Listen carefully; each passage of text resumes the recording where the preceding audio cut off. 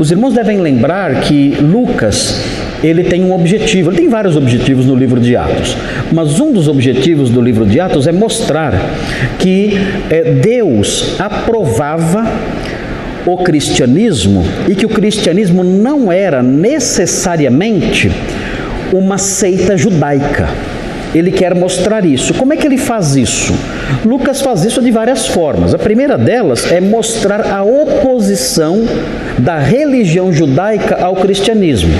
Então, se alguém dissesse, olha, o cristianismo é só uma facçãozinha, é mais uma seita judaica. As seitas judaicas da época, as mais conhecidas, eram os saduceus, que controlavam o sacerdócio, os fariseus, que eram pessoas que eram bastante radicais na guarda da lei, e os essênios, que não são mencionados na Bíblia. Os essênios não são mencionados no Novo Testamento. Sabemos que eles existiram, tudo mais, mas não são mencionados aqui, pelo menos não diretamente no Novo Testamento. Então, dizia o seguinte, olha, os cristãos são mais uma facçãozinha. São judeus, são praticantes do judaísmo, mas de acordo com as suas percepções aí pessoais. Eles são isso. Então estão dentro aí desse sistema maior chamado judaísmo, e o judaísmo comporta essas pequenas seitas, pequenas facções dentro dele. Lucas está dizendo, não tem nada a ver isso. O judaísmo não tem conexão nenhuma com o cristianismo. Aliás, o judaísmo se levantou contra o cristianismo e tentou destruir o cristianismo.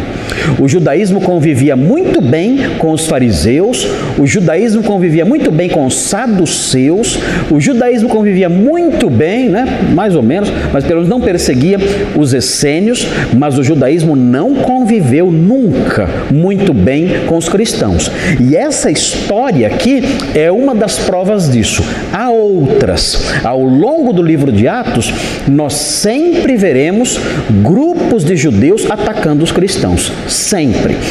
Nós sempre veremos os apóstolos chegando numa cidade, pregando numa sinagoga, e parte da sinagoga, grande número de pessoas na sinagoga, se levantando e atacando o cristianismo.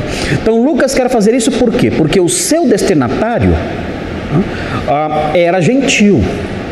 E Lucas quer mostrar, olha, não pense que ao pregar o evangelho para você, eu quero que você se torne um prosélito judeu. Não é isso. O cristianismo é algo que tem sim bases nas escrituras judaicas, e o cristianismo é verdade. O cristianismo, ele prega o Messias esperado pelos judeus, mas não confunda o cristianismo com esse sistema religioso judaizante que você vê aí nos seus dias aí, que você vê sendo praticado em Jerusalém. Esse sistema judaizante que você vê aí é um sistema inimigo do cristianismo e inimigo de Deus também, de acordo com a narrativa aqui. Por quê? Porque você vê na narrativa Deus abençoando qual das partes? Os judaizantes, os praticantes do judaísmo, ou os cristãos? Os cristãos. Entre quem Deus opera maravilhas? Entre os judaizantes, os praticantes do judaísmo, ou os cristãos? Entre os cristãos. Com quem Deus está abençoando, fazendo crescer, denunciando as falhas e as mentiras das autoridades judaicas? Com quem Deus está? Ao lado de quem Deus está livrando, abençoando, usando? Ao lado dos cristãos. Não está ao lado dos proponentes do judaísmo ali vigente na época. Outro fator importante, ele mostra isso e destaca o seguinte, olha, e é bom lembrar também o seguinte, o cristianismo, diferente das outras seitas judaicas, os essênios, os fariseus, os saduceus, diferente disso, o judaísmo é uma fé de portas abertas.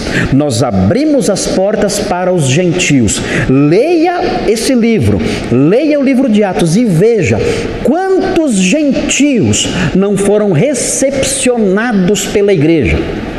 Os apóstolos chegavam num lugar, pregavam na sinagoga, eram rejeitados. Se dirigiam para os gentios, eram aceitos.